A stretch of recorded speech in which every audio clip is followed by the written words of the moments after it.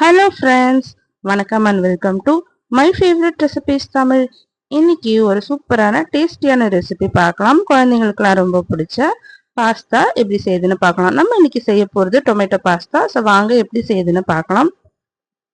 Pasta செய்யறதுக்கு pasta வந்து வேக வச்சுக்கலாம். நான் இன்னைக்கு 250 கிராம், அது 1/4 கிலோ அளவு பாஸ்தா எடுத்திருக்கேன். ஒரு பாத்திரத்தில் தண்ணி ஊற்றிக்கோங்க. பாஸ்தா முழுகிற அளவுக்கு தண்ணி எடுத்துக்கோங்க. அதில் 1 டேபிள் ஸ்பூன் எண்ணெய் ஊற்றிக்கோங்க. 1 டேபிள் ஸ்பூன் உப்பு சேர்த்துக்கோங்க. உப்பு சேர்த்துட்டு தண்ணி நல்லா கொதிக்க ஆரம்பிச்சதுமா பாஸ்தா சேர்த்து வேக வச்சு எடுத்துக்கோங்க. பாஸ்தா நல்லா வெந்த அப்புறமா அதில் இருக்க தண்ணியெல்லாம் வந்து ஸ்ட்ரெயின் பண்ணிட்டு ஒரு 2-3 வாட்டி நல்லா அலசி எடுத்துக்கோங்க. பாஸ்தால இருக்க அந்த கொழகொழப்புலாம் போயிடும். இப்போ வந்து பேன் வச்சுக்கலாம். அதில் ஒரு 2 டேபிள் ஸ்பூன் வந்து வெண்ணெய் சேர்த்துக்கலாம். வெண்ணெய் நல்லா உருகின அப்புறமா ஒரு 10 பல் பூண்டு வந்து பொடியாக நறுக்கி வச்சுக்கோங்க. வெண்ணெய் நல்லா உருகின அப்புறமா வந்து நம்ம பூண்டு சேர்த்துக்கலாம். இந்த மாதிரி பொடியாக நறுக்கின பூண்டு சேர்த்துக்கோங்க.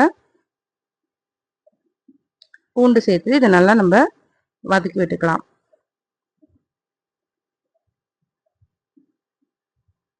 பூண்டு நல்லா வதங்கின அப்புறமா நம்ம வந்து வெங்காயம் சேர்த்துக்கலாம். ஒரு மீடியம் சைஸ் வெங்காயம் பொடியை அரிஞ்சு சேர்த்துக்கோங்க.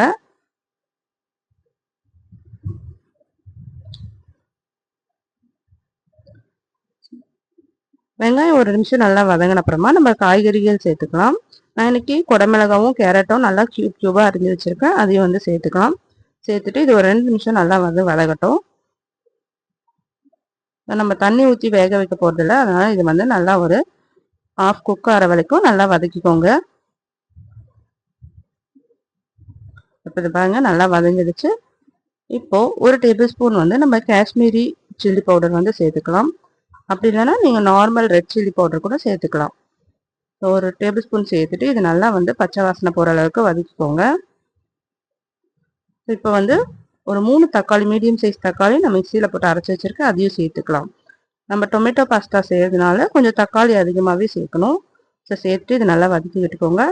இது கூட ஒரு 2 டேபிள் ஸ்பூன் வந்து தக்காளி சாஸ் சேர்த்துக்கோங்க. சேர்த்துட்டு இது நல்லா வந்து ஹை ஃப்ளேமில் வச்சு நல்லா வந்து வதக்கிக்கோங்க. இப்போ பாஸ்தாக்கு தேவையான உப்பு இதில் சேர்த்துக்கோங்க.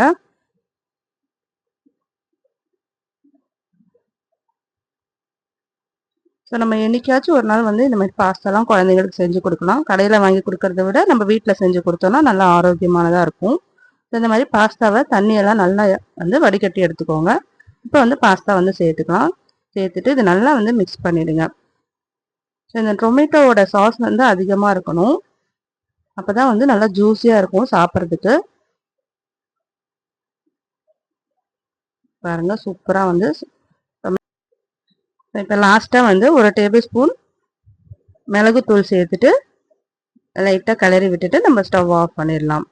அவ்வளோதாங்க, சூப்பராக ஜூஸியாக டொமேட்டோ பாஸ்தா வந்து நம்ம வீட்டிலே வந்து ரெடி பண்ணிட்டோம். இது சாப்பிட்றதுக்கு செம்ம டேஸ்ட்டாக இருக்கும்.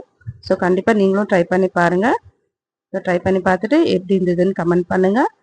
இந்த வீடியோ உங்களுக்கு பிடிச்சிருந்ததுன்னா நம்ம சேனல் மை ஃபேவரட் ரெசிபிஸ் தமிழை சப்ஸ்கிரைப் பண்ணிக்கோங்க, லைக் பண்ணுங்கள், ஷேர் பண்ணுங்கள். தேங்க்யூ ஃபார் வாட்சிங்.